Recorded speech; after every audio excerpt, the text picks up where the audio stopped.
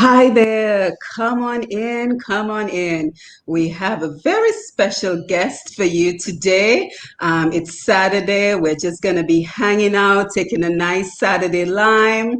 And we have a wonderful guest, a very special guest joining us today, Mr. Mathias Matt Peltier Jr., a man who needs absolutely no introduction is here with us today. So go ahead and share the live, tag someone, let everyone know that we are here. It's Saturday afternoon. All the work has been done. Hopefully, you've prepped your Sunday dinner already and you're ready to just relax and enjoy a good Saturday afternoon lime. So we are here. Mr. Mathias Max Peltier is with us today, and he's just going to tell us about his incredible journey in journalism, in broadcasting. He's going to tell us where his interest in the field began, and he's also going to tell us about, just how broadcasting has been changing over the years and what he has observed over the years. So thank you for being here. Don't forget to share the live. Of course, we want to thank TDN Radio for providing the platform for the Facebook Lives that we do. And in addition, I also want to remind you that speaking of Q95, that I invite you to join me this Wednesday, May 12th, at 8 p.m. for our new program, Roots Connections on Q. So we're going to be tapping into the expertise of Dominicans at home and abroad and just using the information to uplift us, to motivate us, and to inspire the generation of Dominicans who are coming up after us. So again, thank you for being here. Come on in. Don't forget to share the live, tag someone, let everyone know that we are here. And Matt Peltier is joining us. So let's go ahead and invite him to the program. Good afternoon, Matt. How are you? Good afternoon to you. Good afternoon to you. Good to be with you this afternoon. I mean, this Saturday, of course, my usual Saturday is spent doing other things instead of being on Facebook. But I'm happy to be here. Yes, and thank you for being here. We know that you're taking some time off from the radio, so I especially wanted to thank you for including us while you are enjoying some time off from the radio. Relaxation time for real, yes. Yes, absolutely. And it's so important with the incredible work that you do to just take some time for yourself, right? Yep, that's very Yeah. important sometimes. Just relax, sit back. Absolutely, so important. So we want to welcome everyone again who are joining us here on the Facebook Live and who will eventually hear the program on TDN Radio for Untapped Potential for being here with us today. So we know that you host two very incredibly popular programs in Dominica, the Hot Seat and Talk on the Block. But before we talk about those programs, kind of just introduce yourself to us and tell us how you became interested in broadcasting. Well, it started when I was about 17 years old. That was many, many years ago. And by coincidence, really, I was reading in church. And a priest came up to me because they were thinking of opening a radio station called the Voice of the Islands Radio. He was a missionary priest, Father Conard at the time, maybe way back in 1987, 1988. And he heard my voice after I read a passage in scripture that Sunday. And he came up to me and he said, "Young man, where do you want to be?" I'm starting a radio station and I heard your voice, which seemed very interested. I would like you to join me or come in for an interview. It was that simple. And then the radio station was born. I was one of the first persons who worked at that radio station, Voice of the Islands at Point Michel. And that's where it started. We began doing a children's program at the time on a Sunday afternoon from about 2 o'clock, 2 to 4, 2 to 6 sometimes. And then the likes of Ken Richards, who is now a former producer of the BBC, and Ferdinand Frampton, very known personality in Dominica. So these two people, Ferdinand Frampton and Ken Richards, were very instrumental in terms of my early training in radio. So I started doing news. I started doing a children's program. Then I started doing programming and news. So my mentor in news was Mr. Ken Richards at the time. And then in programming was Mr. Ferdinand Frampton. So I started doing a oldies program on a Sunday afternoon. And then from that, I worked there for about 2-3 years, my early days. And I moved to Boston and did radio broadcasting. Early days, though, before radio broadcasting in terms of school, I wanted to do some, youth work. So early days, at that time, I said, I want to get into youth work. But about 1 year into doing youth work and starting youth, I missed radio for some reason because I was already in it for about 3 years. And then the opportunity came up. There was the Northeast Broadcasting School that offered radio and television, and I did that. I came back in 1993. I went back to Voice of the Islands Radio. At that time, Mr. Ken Richards was leaving for the BBC, or for DBS first. He had to be news editor of DBS for time. They gave him that offer. And then he said, Matt, I have an opening right now. And I know you just left school. Would you want to come back to Dominica to take on my position? And that's why it started. Then I became the news editor and program director of Voice of the Islands Radio. That journey lasted about 2 years because the radio station closed after this. Mm-hmm. Then I went to do my own thing, freelance journalism at the time with the Caribbean News Agency, and also Radio Antilles at the time. I was a correspondent in Dominica. There was also an opening there at the time too for the Voice of America. I was a correspondent in Dominica for the Voice of America for a few years as well. So Radio Antilles, Voice of the Islands, Caribbean News Agency, all of these positions to Radio Antilles and Canada was also occupied by Ken before I came in. Mm-hmm. And so I did that for a while. And then the radio station closed down. So I was freelancing for about 2 years. About 2 years I was freelancing, and then an opportunity came up at Mapping News. There was an opening for the news director of Mapping. That was 1995, 96. So I stayed at Mapping as the news director for about 3-4 years. And from Mapping, I went to Voice, that was Kyrie FM. Mr. Frankie Crazy to Bellot, believe it or not, at that time, he seemed like somebody that you needed to follow. He was about democracy and, leading the way. So I said, you know what? I think the offer came up and he said, Matt, I can give you the opportunity to work with Kyrie for a while. And I started working with Kyrie for a while.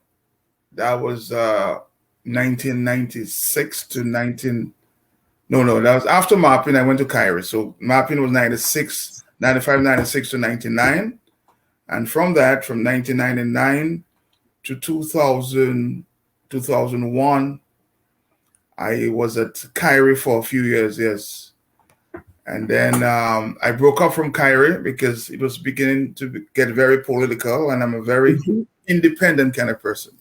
Mm-hmm. I don't like to interfere with the way I do news or programming or current affairs program.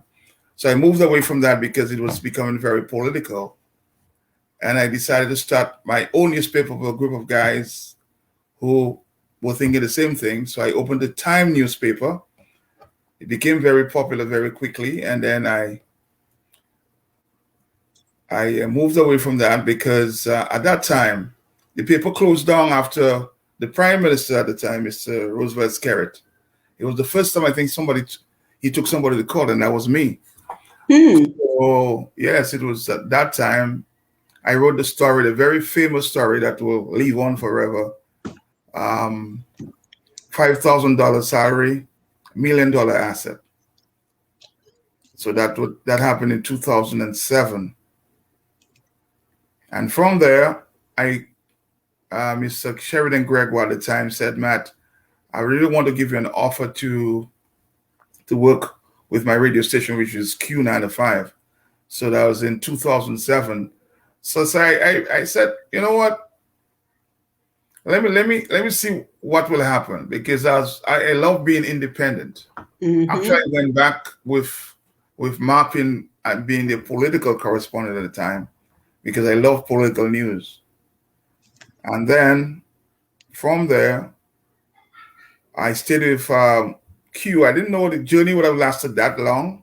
I never knew it would last that long, because I started in February in 2007 until this day. Mm-hmm. So we stayed there for a little while, and the program became very, very popular, which was the hot seat at the time. So I did it from 7 a.m. to 10. After a couple of years, the program became so very interesting that people became wanting more. Mm-hmm. Mm-hmm. They said, Matt, well, I think it was Digicel or Flo did not want to continue for a little while. I think after some hurricane or some storm, and the opening there between 1 and 3 became very available. Mm-hmm. And so I started to talk on the block. And I started to talk on the block maybe 2017. But it's only 2017 that Talk on the Block? I thought it was older than that. Okay. It was just about 2017. Okay. And that's where it started, 2017 to 2020 at this time. So the hot seat is much older than the Talk on the Block. A fresh idea, because people want to talk, and they wanted to talk, yes, to express themselves. So I felt I had the skill to engage and, talk current issues because of my experience in news. But I just love news. I love, producing news and producing features or documentaries. And that's how it started. So people became very interested. And in a couple of years, I think in the first 2-3 years, the hot seat was clearly the most popular program. And I still think it is. Although some people prefer to Talk on the Block now, because it seems a little more current, because what happens is I go on the street after I do the hot seat, and I find out on the ground what is going on. And that's what you do. Yeah, I guess. Okay. Yeah, and then people want current issues. So we engage, and we I love giving people the opportunity to speak about what they want to talk about. But what I've seen over the years, news and have changed. People are just making things more. As a matter of fact, Tony Astafan, I would say that Tony Astafan and I were very, very close friends. Very close friends. But since I wrote that story on the $5,000 asset and the $5,000 salary and $1 million assets, he became my enemy. Yeah, and we'll talk a little bit more about being impartial in broadcasting and all that. But again, I want to acknowledge everyone who's joining us on the Facebook Live. We have quite a bit of people who have already joined us, and we want to thank them for being here with us this evening. And I also want to thank your sister Alison Peltier for putting this together, for making sure that we were able to connect. So before we talk about your experiences at Q95, just tell us some of the more memorable experiences you had before you got to Q95. So does anything stand out in your mind with your previous experiences at different media houses, maybe when you had your own newspaper? Anything stands out for you? Well, I remember very early, because I did a lot of training with regional news agencies. As I said, the Caribbean News Agency, the Radio Antilles. People don't remember those things, but that started my journey. I Mm-hmm. actually spent some time with CNN. You did? Yeah, with What at year? 1996. I spent a couple of Mm, weeks there at CNN Cable News Network. We did some okay. training on international reporting and news. So Mm-hmm. a few of us from around the world, as far as Turkey and India and Pakistan. They had a program called World Report. I don't know if you remember. Mm-hmm. Maybe you Mm-hmm. I remember. remember that. Yeah. Right. So Mm-hmm. they pulled a few of us from around the world to get involved Mm-hmm. in trying to produce that program there. And so I stayed there a couple, maybe 2 or 3 months, did some Mm-hmm. training there. I actually did some training with Oxford Environmental, the Oxford University in London, where we did Mm-hmm. environmental news. So Mm-hmm. the Mm-hmm. journey has been a very, very long one. I mean, it just seemed like yesterday, but it has been a very, very long one. Yeah, and we're so grateful for all the service you have provided to Dominica in that time. So now let's talk about your particular programs because the hot seat you said came first. And just kind of tell us what was the basic premise of the hot seat when you first began that program. Well, it came from the idea that I did another talk show on the Mapping Television. We did a television program which we called On the Fire.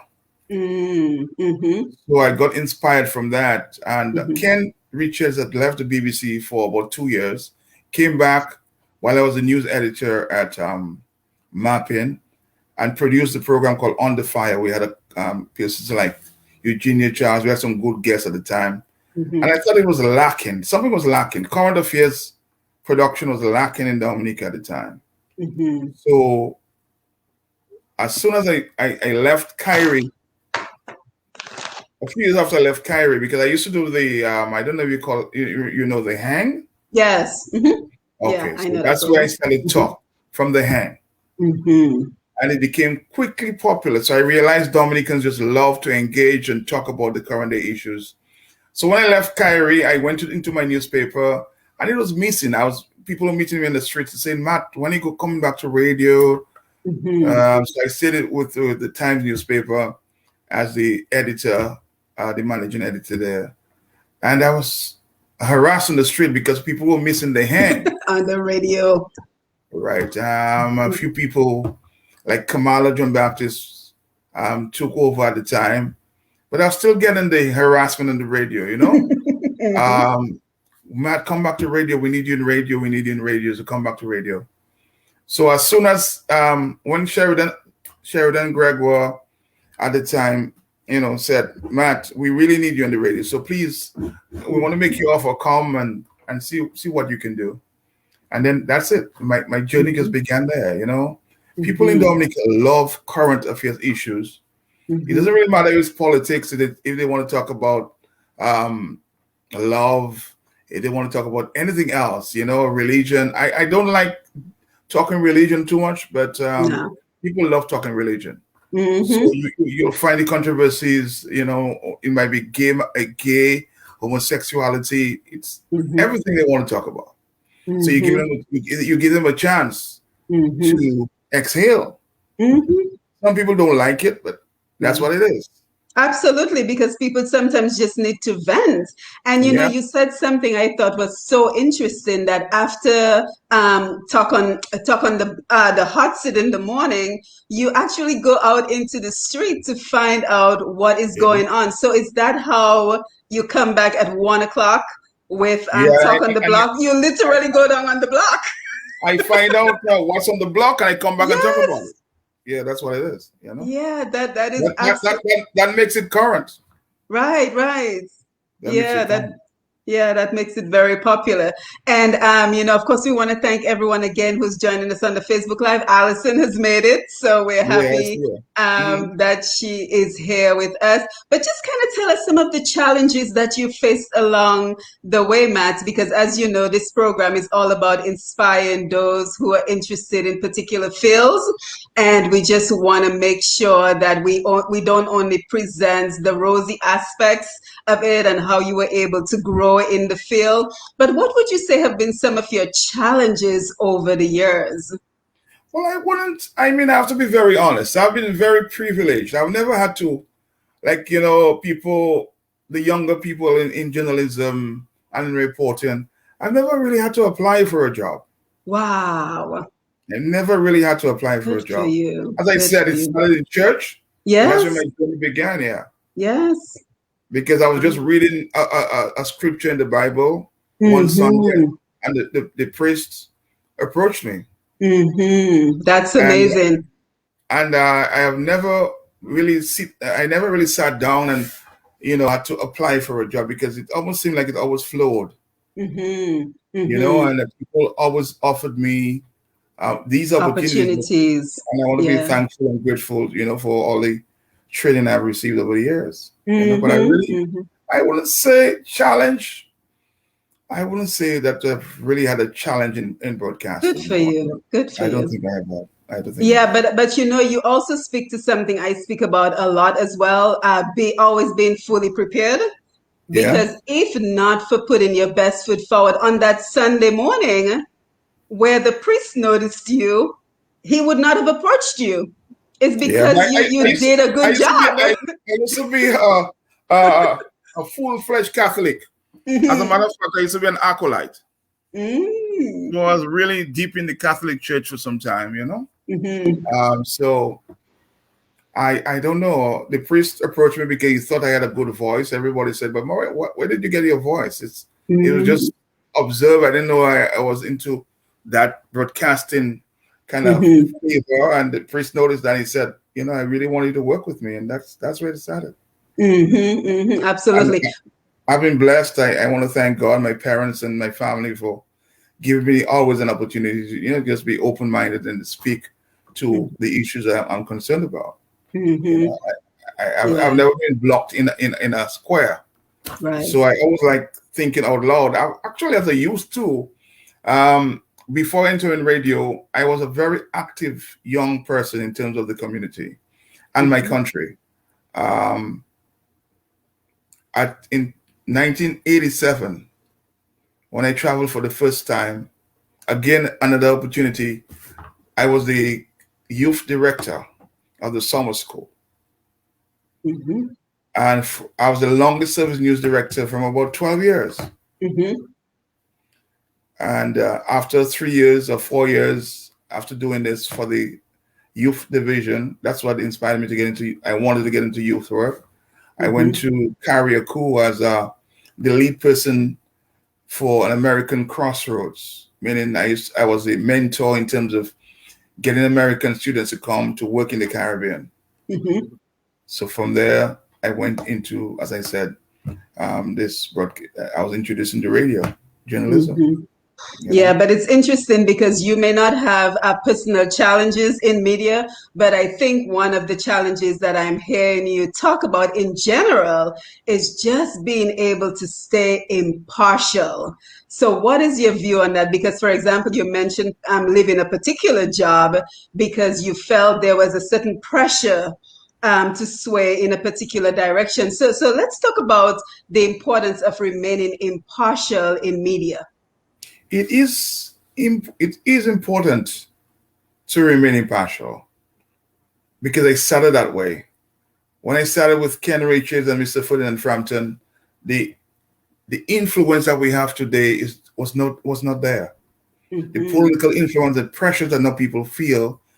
As a matter of fact, I was people who have followed my career always know I always try to challenge authority, challenge Mhm. politics, be it labor, be it freedom, be it the opposition United Workers Party.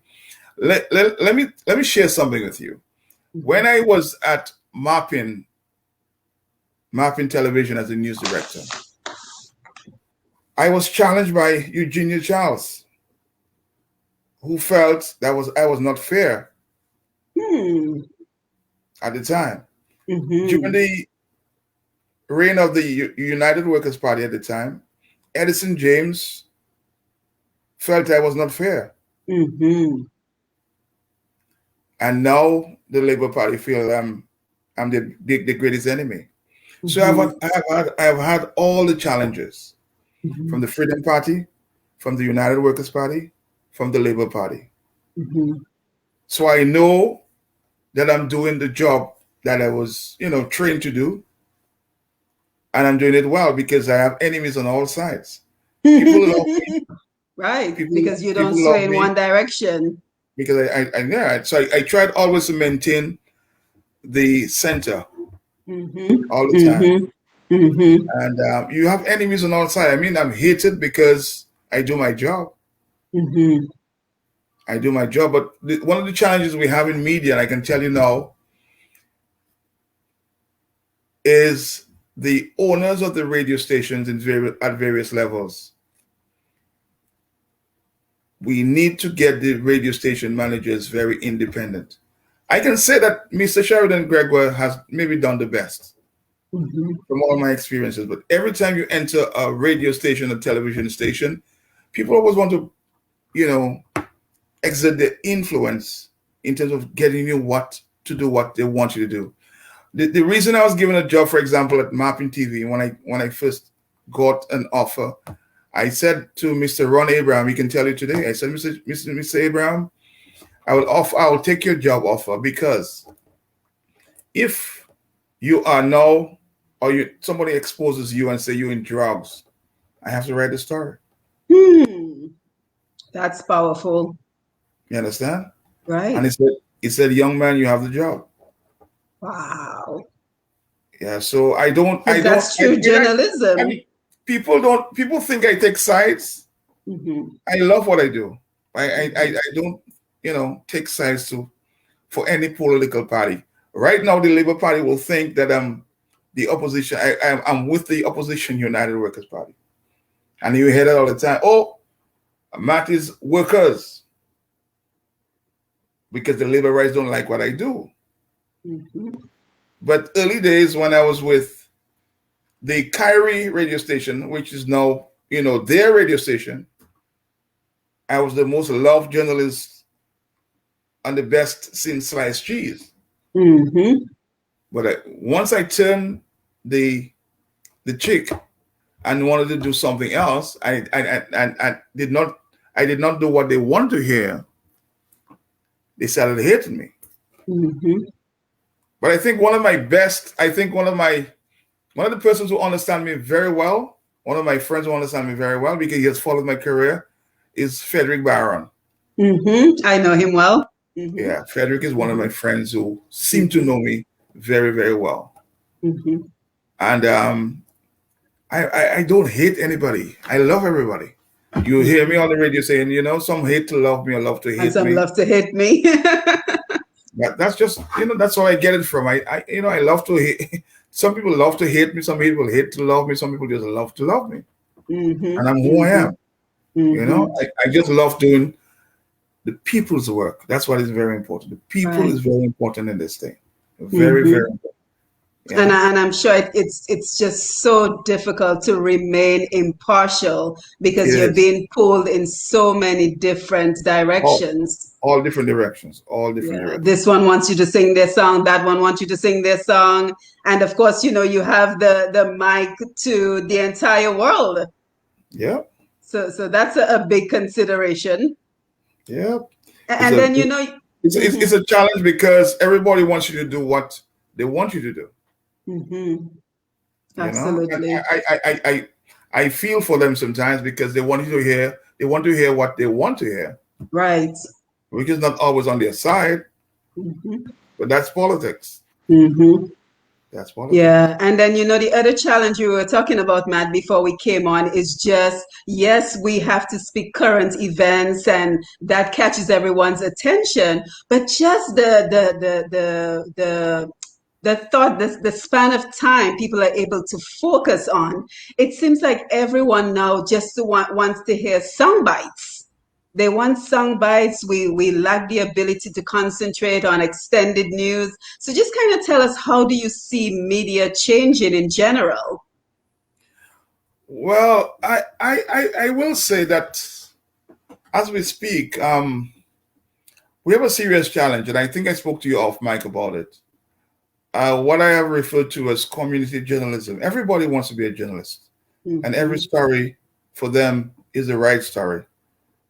But you have to be first. Sometimes you love to be first, but you have to be right. Mm-hmm. And I think we in Caribbean media, Dominican media, if I was, for example, working for the CNN, I have a full team of researchers. I have a full team of people, bringing me information. But in Dominica, in the Caribbean, we don't have that resource. Mm-hmm. We have to almost present everything ourselves. We have no audio specialists. We have no, no research specialists doing it. Mm-hmm. Everything has to come, because a lot of people, I am challenged sometimes because people say, oh, you don't do research. But how much time do you have to do Right. research? Right. When you have to present 2-hour programs, 1-hour program every day of your life. Every day. Mm-hmm. I get it. Sometimes people say, oh, you don't do research, but it's a fluid program. It changes constantly. You have to be like on the go all the time. Mm-hmm. So I think our media houses have to start producing. I think that there's need for research, but I think that the media houses need to get on the ball of this and train some young people to us. For example, if I'm on the radio, I have a few or 2 people that are doing the research, and they come up with the information on the board. Right. We'll have a lot more, but we have a lot of challenges because we don't have trained media people in Dominica. Mm-hmm. I think that's our biggest challenge in media in Dominica. We don't have trained persons in the media. I mean, I can say that, without thinking twice. Mm-hmm. In the media in Dominica, I mean, they're there because they want a job. But most people in the media in Dominica, and I think it's a challenge for the government, a challenge for civic groups, to provide that kind of media training. Before I left, as a matter of fact, I was talking to one institution who seemed interested in providing that kind of training. Mm-hmm. But that is what is lacking in Dominica, the training for media professionals. Because people call themselves reporters, people call themselves journalists, but they don't have the skills. Yeah, and they don't have the training. And they're very easily influenced because they feel pressured of a job. I have never worked in my life for any political party, for any government. Mm-hmm. So I come from that independent mindset. So no political party, no prime minister is going to influence me because I know what I'm doing. I've been trained that way. But I'm not going to allow Skerritt or Mr. What's his name? Mr. Lennox Linton or the Freedom Party or anybody to influence me. And they know that. I get vexed with Mr. Lennox Linton sometimes. I get vexed, with Skerritt sometimes, Mr. Skerritt. And I get vexed with the Freedom Party. Everybody get vexed with me. Maybe they vex with me behind the scenes. But some always want me to present a story that may, they may like. If I write stories that they don't like, they may get mad. But that's just who I am. For example, I've had the opportunity to write stories against the opposition. I've had opportunity to write stories against Labour. I've had opportunity to write stories against the Freedom Party. More, I will say, for the Labour Party, but against the Labour Party because they're in government. Mm-hmm. And when the UWP was in government, I wrote a lot of stories, and they hated me for it. But that's just how it is. I remember even Edison James. He will tell you that when he entered politics, his press secretary at the time, Mr. Edward Alexander, was always one who would object me in a news conference because they felt I was actually against Edison James. I had the opportunity where Edison James may have slammed his doors in my face as a reporter. I've had opportunities where, I've been told I'm a spy on the United Workers' Party because I followed Mr. Edison James as far as Guyana to do a story there. I've had opportunities against the United Workers' Party when they felt at the time that there was some foreign missionaries doing some work, and Peltier, Remy was the editor at the time, and I was asked to follow a story um, as far as the UK on that. So, every political party have their their biases, and they want you to do things on their behalf, but you have to remain a lot of the times impartial. I Mm-hmm. remember when I wrote that story on Mr. Scarrett. I felt at the time every Caribbean journalist was against me Really? Why is that? because they felt I was putting Mr. Scarrett under unnecessary pressure. Hmm. So should you have sat on the story if I you should have sat on the story and sat down and do nothing about it. And do nothing about it. Mm-hmm. And I went to court, and or he took me to court. I think his lawyers, Mr. Tony Astafan and whatever his name was, challenged me on the first opportunity, and I decided I was going to write the story. Mm-hmm. The story, at a few sessions later, maybe 2-3 years later, Mr. Scary decided that he was dropping the story. Oh, The charges? not interested anymore. Mm-hmm. And everybody Mm-hmm. was still asking the question: did you settle in, Mr. Scary, in terms of were you paid? Hmm. Because we never heard about the story. We went to court. Well, what Mm-hmm. happened? It was a simple matter where Mr. Scarrett felt at the time, and I'll be very honest. He said, "You wrote the story in the public's interest." Isn't that what journalism is about? Yeah, Writing in the public's but interest? also too, it could be said that he felt at the time the reason he took me to court because I did not give him his fair share of the story. So I did not give him his side. And that's basically how we settled it. He said, Mm. well, Matt, Mm-hmm. I know Mm-hmm. you wrote the Mm-hmm. story in the public interest, Mm-hmm. but you never got my side. I'll be fair. I never really got his side. I never get it on Right. the record. Right. And we settled the issue there. But there was no Mm-hmm. payment of any settlement of money or anything like that. I mean, if Mm-hmm. you want if you want the court records, they're there. You pay $5 stamp and you can do your own research if you don't believe me. Go Mm-hmm. in the court, get $5, and you will see the results of the arbitration there. Mm-hmm. Mm-hmm. Wow, thank you for sharing that with us. And of course, if you're just joining us, we're speaking to Q95's #1 radio personality, Mr. Mathias Max Peltier, and he's just kind of walking us through his journey in broadcasting and walking us through some of the experiences that he has been through just trying to remain impartial in the field. So, Matt, again, thank you for being here and thank you for having this conversation with us. And we just want to let everyone who's joining us on the Facebook Live, we want to let you know that we will be taking your questions in a little bit, but for now, we are going to continue the conversation. So now, Matt, in terms of characteristics for being in radio, I think we all know that one of them is absolutely patience. Oh, yes. And another one is a lot of respect for your Mhm. callers, for the people that you work with, for the people that you're covering. But can you tell us some of the other characteristics you think have led you to be successful in media? Yes, I think patience is very key. You mentioned that. Patience, Yes, you can't do radio if you don't have patience. absolutely.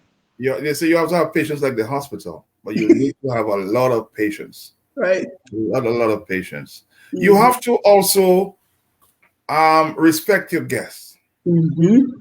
because there are many people who will call you and say, well, ask the person that question, ask the person that question. But I have always learned very early in journalism that you never put your guests and make them feel uncomfortable. Mm-hmm.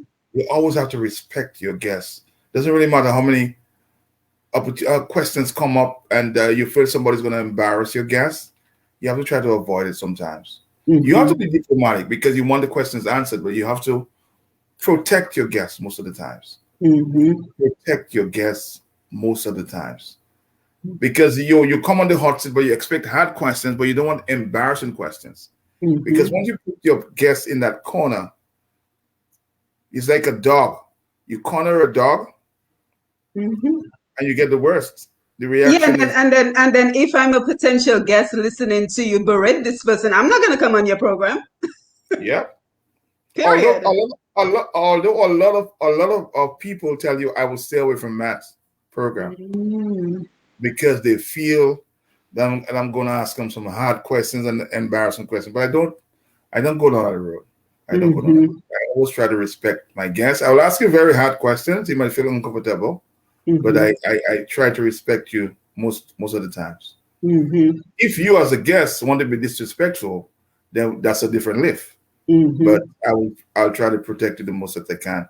As a matter of fact, I think that's one of the reasons that this Mr. Scarrett, I've been asking him since 2010, 2009 to come on the hot seat.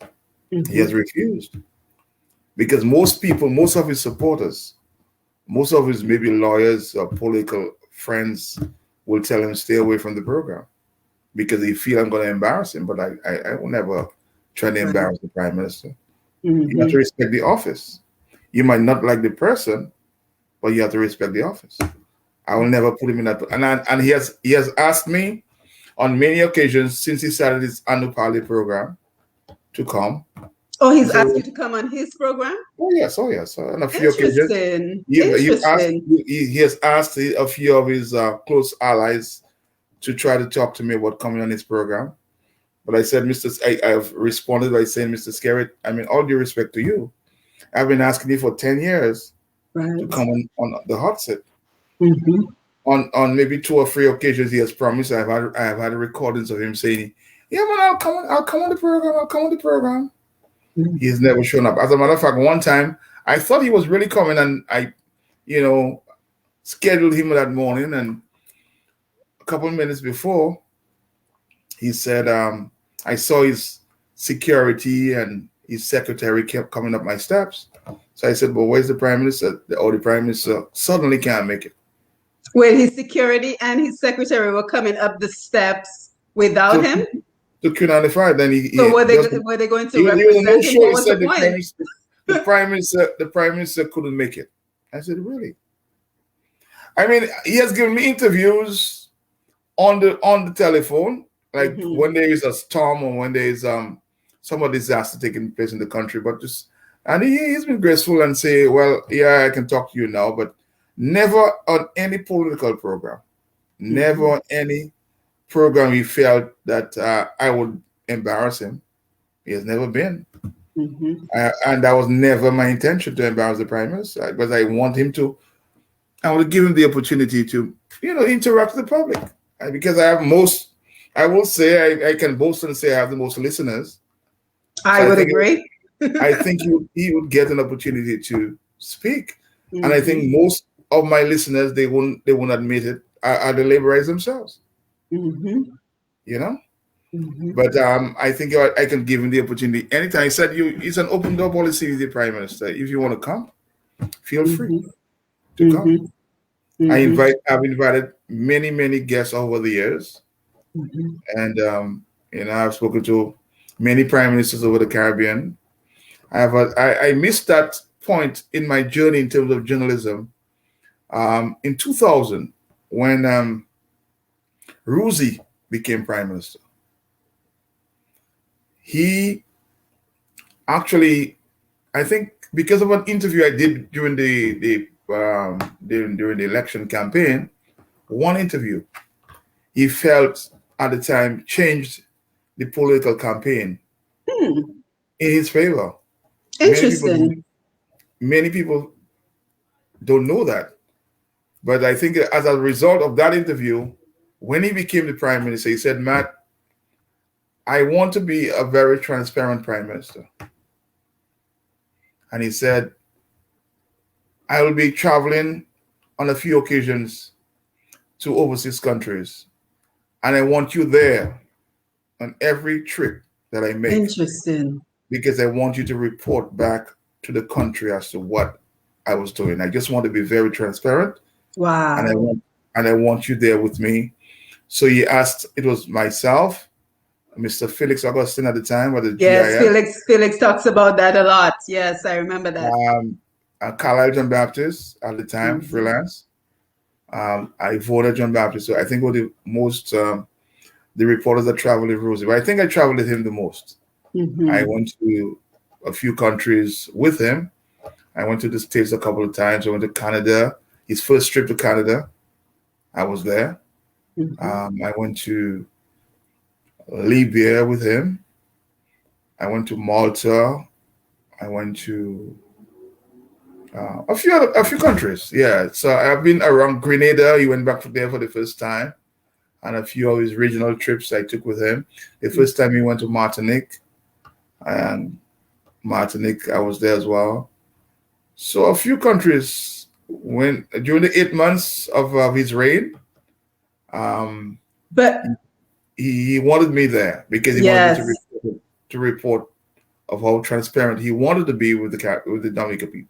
Right, and now let's go back to being impartial. Now, was there any pressure on you because you were given the opportunity to travel with him? Did you feel any pressure to report in his favor, or did you were you bent on being impartial and simply reporting what you saw, what you heard? No, I didn't feel any pressure because Rosie was a very open person. Good. I think Rosie was the best. I'm not gonna mix with that. Rosie was the journalist's best friend. Every journalist wanted to have an interview with Rosie because he hid nothing. He wanted the world to know who he was. Right. You remember he was referred to as a communist for many many years. He was under that pressure. So you felt that traveling with us would make him very transparent because I never noticed anything communist about Rosie traveling with him. He was a very honest, very humble person for the many months I traveled with him. I woke up that Sunday morning, I was in awe when I found out that he was dead. But he wanted to open the way. A lot of people, and I can sometimes admit that too. And I've said that to him in his face. I said, PM, I don't think you want to be prime minister. Yeah. Why did you think so? I think he didn't have the discipline to he sat down as the prime minister and do the daily things on the desk. I think he would have made for a better foreign minister at the time because he had the contacts all around the world. But it turned out, I think he may have learned in time if he had more time on how to settle down and be a prime minister. But in terms of at the time, I don't think he was too interested in being prime minister. Right. But he had that passion for the country, though. Oh yes, he had a passion for the country. Yeah. But in terms of the daily that's monotonous work. That wasn't Rosie's style. Right. He wanted to be out in the field, figuring out ways to help the country. Yep. Yeah, absolutely. And again, everyone on Facebook, we will be taking your questions and your comments, so don't think that I'm ignoring you, but I'm truly enjoying this conversation with Mr. Mathias, Matt Peltier out of Q95, and I'm so happy that he's taking some time off while he's away from the radio to join us this afternoon just to have a conversation with us. So, Matt, how do you think we are preparing the next generation of journalists? That is a concern for me because we have a powerhouse like you, but how are we prepared? That's a concern. We spoke about it earlier. Yeah. The concern that I have. Yeah. Because I'm not going to be in this forever. The concern that I have right now as we speak is that our journalists have to be better trained. Most journalists, I think 90% of journalists in Dominica are under some political influence. Because 90% of the media in Dominica are basically controlled by the powers that be. So we have a serious problem. I think some young people, try their best, but they're under pressure because if you want to be honest, and let's look at the landscape in Dominica, we have GIS. We have DBS. We have Kyrie FM. We have Vibes Radio. We have the Chronicle. The Sun. Right. So out of the, let's just say I mentioned about 7 media houses in Dominica. So let's go again. GIS, government. DBS, government. Kyrie, government influence. The Vibes, influenced by government. The Chronicle, influence. So we have, let's weigh the scale here. How many independent independent media houses we have in Dominica? Wow, that's scary. Some people might want to lean Q95 in the favor of the opposition. And I think I can say to a certain extent the Sun may be a little independent. But how many other, and maybe the Dominican News Online may be somewhat independent. But I mean, look at it yourself. How many independent media houses we have in Dominica? So we have, and not just that, but what happens when you try to be independent? The pressure comes up back on you. Yeah. You know, Curtis Mathias, we actually went to UWI and did our first journalism course in 1989. Curtis Mathias of DBS. So we started on that journey together. And I know he's trying his best. Right.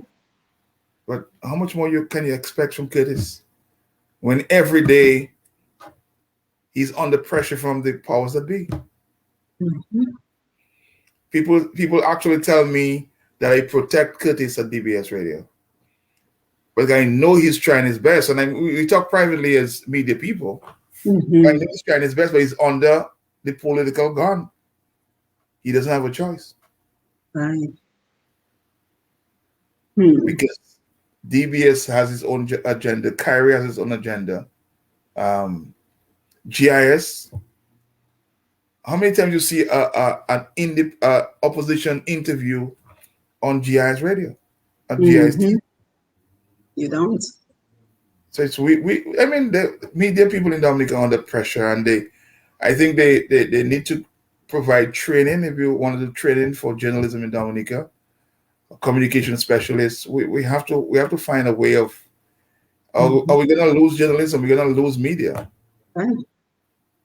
You know? And it's also important to have great mentors like you, because I had Fadina Frampton on, and she told us that you were a wonderful mentor when she began in radio as well. So just the importance of having important mentors that can take budding journalists under their wings, show them the rope. We have people coming up like Whitney Millinar, who's interested in journalism. But again, just the fear of the pressure of being one-sided in terms of politics is going to sway a lot of young people. If I personally had a child in Dominica who was interested in journalism, I would be nervous, because then, the ability to be impartial seems to be lacking. You're so right about that. I mean, they try, but the kind of pressures that they're under at this time, I don't blame them, because you have to bring a meal home. You have to bring a meal home to your family. Yes. And if you try to sway a story in one particular manner, you come under the political gun. It's very, very unfair, but that's just how it is, Right. You have to be very strong. Right. You have to be very strong. Yeah, absolutely. So let's kind of just jump on the live while we let Matt rest his voice for a minute while he's joining us on vacation. So sip your water. Let's just see if we have any questions and comments on the live. And of course, we want to thank everyone who's joining us on the Facebook Live. We have Saran, we have Merlene. Of course, there are way too many names for me to call, but I see Tina, who's here with us, Annette Phillip, Will Charles, Yanni, Dave Bertrand, Sheila Etienne, Evelina, Marvin. So we have a lot of people here with us, Matt. So they're very appreciative. We see Fredos. Fredos is what, your cousin? You're my cousin. Yeah, my cousin. Yes, Fredos is here. Lawrence Peltier, Allison, of course, Tessa, Tanya. Wow, Matt, I can't keep up. Ernest. I think I saw Joshua Philip before. And Mhm. let's try to take a couple of questions and comments because, of course, we know, Matt, you like to say that you do it with honor, not for the honor. But I truly believe, and I think you would agree, that when we are here, we have to give each other our flowers. So we want to thank Thank you you. for all the decades of service that you've provided for Dominica and for continuing to remain steadfast besides all the pressure that is in journalism and broadcasting in Dominica. So let's just take a couple of comments before we wind down the program this evening. So Ernest Slater says, Matt, well, he said you is, but I'm going to say you are one Mhm. of the best. We have Mhm. Marshall. Could Matt share a few challenges while on air? Callers throwing personal attacks, audio records played without being edited, etc. How to something called as venting foul language. So I think the person is interested in challenges you face while you're on the radio, like someone calling and using foul language, the recording's not playing. How do you just stay calm? As I said, I mean, the fact that I've been doing that for a while, and I've faced some legal battles in the court and may still be facing some legal battles. I've never been challenged personally in terms of my professionalism on the air and say something out of line, but I've Mhm. had challenges where people have said something and the radio station have been taken to court, but people they don't really understand, the legalities of it. And I try to sometimes caution them. Some people take the caution, some people don't. But I've had the challenge of when people call and say something and they don't have the facts, and if you take it to court, they can be challenged. And when it's time to show up in court, they will never show up because they too are afraid of that. But then the radio station have had to take liability because um, they can't always prove what they say, uh, and sometimes we have that challenge. And my manager and I always have um, problems because he'll text me on a maybe daily basis. Say, Matt, somebody just said something. You have to be very careful. Wow. You have to be Yeah. very cautious. Although you want people to say what they want, but they have to be disciplined in a way where guard what you're saying, because Mhm. that statement can be challenged in court. And I can tell you, the labor rights, the lawyers are sitting by the telephone, by the Wow. computer, waiting every time somebody may say something, because they really want to take you down. I think a lot of people would agree with that observation. Yeah, they Mhm. really want to take you down. So you have to be very, very, Mhm. very careful. And I apologize. Sometimes I have to cut people short, and I don't allow them to say what I think they want to say. But it's because I'm trying to protect most times the radio station. A voice note. Sometimes I play spontaneously, but sometimes I listen in my quiet moments while somebody else may be on the air. What is this guy really trying to say? And I listen, while you have to edit all the Yes. time. Live. Yes. It's a live Yes. radio. You have to be very Yes. spontaneous. You have to be very, Wow. yeah, it's a big challenge, but I've been doing this for so long, I can actually say sometimes what you want to say. Mhm. I can follow Mhm. your words because I've been doing it for so long. I say, Mhm. I don't think I know. I don't think I want you to go where you want to go because, you Mhm. Oh, might I think hear like, you all the time. Yeah. yeah, Be careful with what you're saying. Fredo says, Matt, you are brilliant, cuz you are the best. So kudos coming in from your uh, cousin. good Let's afternoon. Yeah. see. Mhm. Glenda says, good afternoon, blessed Saturday. Joshua Francis, may Matt be blessed always. All Helena, right. we love you, Matt. Mhm. Manel, very good of you, my friend. Viva Mamo says, Matt, are you on social media? If not, why? And don't you think, as a journalist, you are missing out on the contemporary era? How important do you think that a journalist should undertake research to be up to date with events locally, regionally, and internationally? And you Mhm. already mentioned the part of research that's essentially a one-man production. So Yeah, without I'm a the one-man production. resources, I get it. I get it. Like people say, man, I want you to be on Facebook and I want you this and I want you that. But I'll tell you that most of the times when something appears on Facebook, mm-hmm. there are many, many fans on Facebook that automatically send it to my WhatsApp or my email. So I don't Mm, have to be there. There are people who feed right. me with all that information that they may think is important, but I don't have to be on Facebook. Or I don't know if I should say I don't support Facebook because it's a very important social media that people need to be. But I think it can be a distraction, and that's why I don't engage on Facebook. I think it can be a very Mm-hmm. distractive element there. Yes, I So agree. I try. I've over the years I've stayed away from Facebook because I think there are too many unnecessary things happening there. But Mm-hmm. if it's important, believe me, I'll get the information. Yeah, because either way, you're getting the information anyway, because your WhatsApp is always blowing up. Yep. Yep. Yeah, absolutely. We have Ermin St. John who says, Matt, you have always been a champion to the ills that plague Dominicans. We as Dominicans should appreciate you. And just what keeps you going, Matt, with everything that you go through, with having to remain impartial, having to remain steadfast? What keeps you going? The love of the people. Yes. That's very important. The love of the people. And over the years, I've actually um, taken another aspect to the talk because Mhm. I have helped so many people in Dominica. Yes. The human side Let's of it, talk about that. Yeah, Yes. this is the human side of it of Hmm. my programming that I enjoy helping somebody. I don't. I when they come to me, I don't ask you who you support.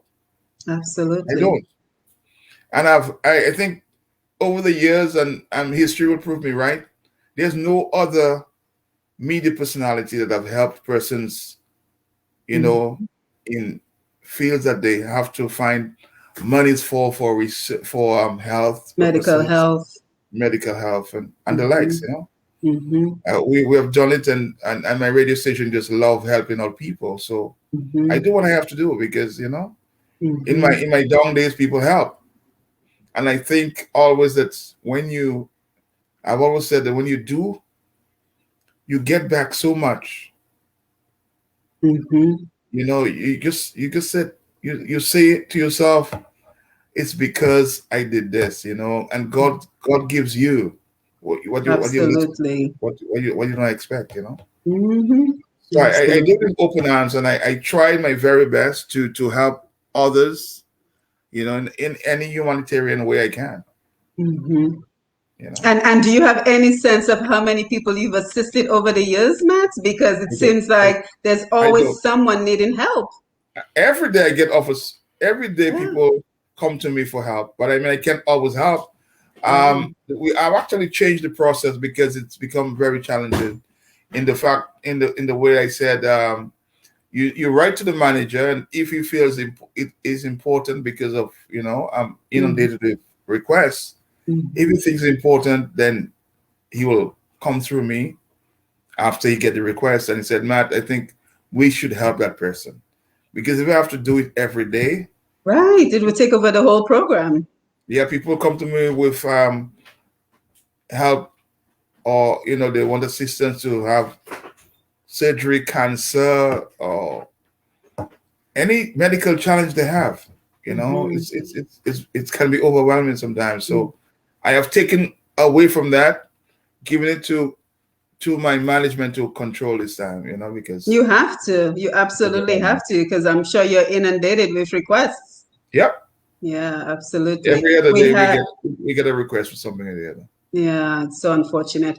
As a matter of fact, Eliza, I before I came up, I had to do some people who have lost their houses or homes there during Maria and Erica, they've still not gotten help, and we have to try our very best, to do what we can, to see these people can get some help.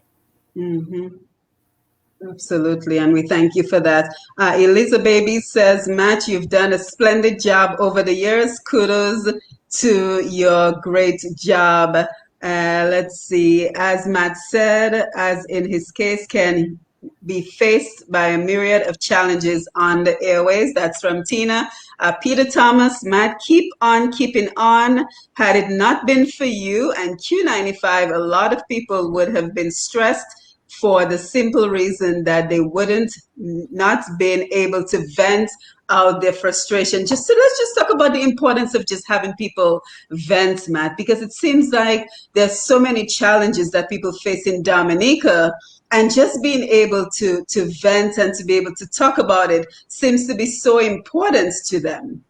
Yes, it's very, very important, and that's why I want to continue to provide while I can, and while the good God above will continue to give me the strength to do it.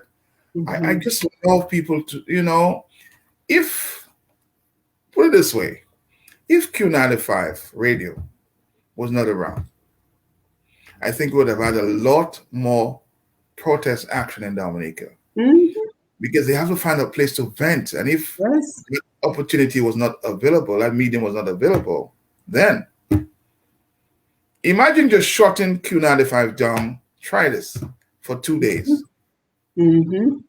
People say that may be the best way, maybe.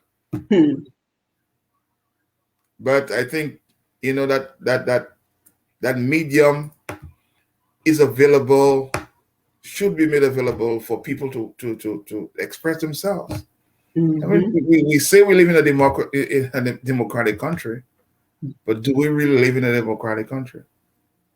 Do we? That's the question. That's the question. But thank you, Matt. Thank you for being here. Thank you for joining us. And as you know, I'm starting a new program on Q95 on Wednesday, Roots Connection. So what do you have as your recommendations for me, as your suggestions for me as I get ready to step into the Q95 studio? Don't scare me off now. Don't scare me off. No, it will be a challenge. It will be a challenge, but I think it's something, if you love doing and meeting people and talking to people, I think it will be an excellent opportunity, another opportunity for people to vent on Q95. Not only vent, but to speak to their problems, speak to their issues. And I think you'll have fun. I mean, if you love people like I do, the opportunities will present themselves, and I want to wish you all the best in the near future. Thank you so much. You're very lucky to find me on an afternoon like this when I should be relaxing. Or my sister actually was part of the influence, Yes, and this young lady really wanted to talk to you, so I said, well, fine. Yes, and I want to thank her again, Edison Peltier. We actually went to the convent high school together. Oh, really? Okay. Yes, we were classmates in the convent high school. So I want to thank her again for influencing you to join us, because I did have you on my list of people to interview, but I'm like, you know what, Matt is going to say no. No. So I'm happy you said yes. So as we get ready to wind down the program, any final thoughts for us? Not really. I mean, it is what it is, and we will continue to do what we have to do. And I just want to encourage the people. I know people miss me, but sometimes you have to take a break. You have to do things, rejuvenate, and rejuvenate and come back strong. And I'm looking forward. I miss my fans. I get it. You do. Oh yes, my telephones are bursting to the seams every day. But you have to do what you have to do. Yes, you have to take some time off. And I love to love them. And Mr. Gordon Henderson is on the live, and he says nice, which I'm sure he means congratulations on everything that you've done, and just thank you for being an ambassador for Dominica and supporting us, especially during trying times like Hurricane Maria and difficult times where we're not sure if we're coming or going. Just thank you for being a positive light out for us. COVID-19 has presented another challenge. It's changed the world. It's changed the world. And yes. And we have I want to wish everybody the best, and I want to, God's blessings on them, and we'll continue doing what we have to do. Yes, and how many more years should we expect out of you, Matt? Well, as long as the good Lord provides me with the strength, I don't know if I can. Maybe I'll do something else, but I want to basically, people might find that strange. I want to go back to school and maybe interesting. Get back into the training opportunities. Right. and provide more training for media in Dominica, not only Yeah. in Dominica, but more in the region. Because actually, I left school a long time ago, Mm-hmm. broadcasting school, and I got opportunities for training over the years.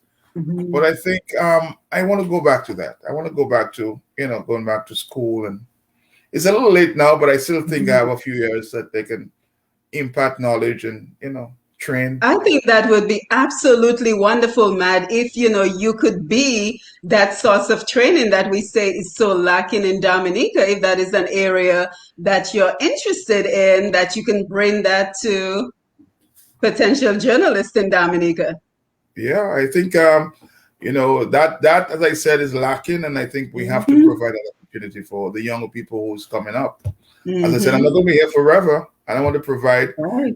what is lacking. I think in Dominica, people want to hold on to what they have, Yes. you know, and that opportunity for upward mobility is not existent anymore. People Mm-hmm. die out and leave their skills behind, and Right. that's lacking. A lot of media, very important media people in Dominica have left and leave nothing behind for those who are coming. Because Mm-hmm. if we allow this to leave, then journalism media is going to die off. Right. And Right. So very we have to, yeah, and there has. I think I'll make a bold statement to say Mhm. that our media owners in Dominica don't understand media. A lot of Mm, the media owners in Dominica, with the exception, I'd say Mr. Sheridan Gregor to a certain extent, mhm. we have to provide opportunities for these young journalists. We Yep. must provide that. But a lot of them are saying, well, I give you training and you leave and you go. That's happened all the time. So Wow. they choose not to train these Invest. young people. What's going to happen? Right. So they But don't invest in the young people because they will they don't. eventually leave. They don't. That's in the back of their mind. Very short-sighted. Very, very short-sighted. But I think Very. training, training, training Hmm. is key. I basically Yeah. let's give the young people an opportunity to Hmm. own that craft Hmm. and save it for future generations. Yeah, and that's how you leave a legacy. That's how That's you what it is. leave a legacy because eventually, be it 20, 50 years down the road when you're no longer on Q95, people might forget who you are. But if you invest in the next generation and the next generation invests in the next generation, it's leaving a legacy. With all the millions being spent in Dominica right now, just spend 1 million in media. Yes, yes. Let's train the journalists. Let's train the reporters. Let's train the media people. So let me just ask you this real quick, and I know we have to wind up. But if I'm a young person and I'm interested in media, what is the process? I just go to the radio and say, "Well, I'm interested in media," and if there's an opening, I come in That's without any that's training. exactly that's what's going on. People go into media these days not because they love media, because they want a They job. need a job, They need a job, so and no that's what's training. happening. So No, the state college doesn't offer any program in I think that communication. a couple of years ago they did, Hmm. but I think too, I'll be fair. Um, Media is not the most lucrative job that you can get. Right. It can get you very popular in quick time. Hmm. But if you're worried about that part of it, then forget it. Yeah. Yeah. Then forget And it. it's interesting that you said that because Ferdinand expressed the exact same sentiment. She Yep. said that's why she left it because she looked around and she's like, well, But I will say that to you because you are a young media person upcoming. There's always space at the top. mm-hmm, mm-hmm, The opportunities may not be available, but it's always space at the top. If you mm-hmm, choose to become the best as what you are, mm-hmm. there will always be an opportunity. Because Right, I've said I have never had to apply for any media job. The right. jobs have always been made available Mm-hmm, because people see what I can do, mm-hmm, and then they provide the opportunity. So if you mm-hmm, want to do this, mm-hmm. try to be the best that you can be. Absolutely. And that applies to every field. If Thank you're you. the best in whatever you're doing, whether you're in media, you're in social work, you're in healthcare, and people see that you're doing a good job, they open doors for you. That's what it is. So for our listeners, for our viewers, it applies to every field that you're in. So always put your best foot forward. That's the moral of the story. Thank you. Yeah, so thank you, Matt. Thank you so much for being with us. Thank you for taking some time off on your Saturday. Away from some relaxation, yes. Yeah, so hopefully you still have a few hours in the day. You can go back and relax. Thank you. Thank you for the opportunity. Thank you. Yeah, so thank you for being here, and thank you everyone who joined us on Facebook Live this evening, this afternoon, as we enjoyed this conversation with Mr. Mathias Peltier. And of course, it's Mother's Day weekend, so we wish all the moms out there a happy Mother's Day. And And I want to wish my mom, who's I'm sure listening at this time, happy Mother's Day as well. And all the mothers of all over the Dominica and the Caribbean and the world, happy Mother's Day as well. Yes, thank you, Matt. And we love Lofty, but we're looking forward to having you back on the radio soon. But I'm sure you're not going to tell us exactly when you're going to be back. Sometimes soon. Thank you very much. All right, thank you. You have a good night. Bye-bye. All right, take care.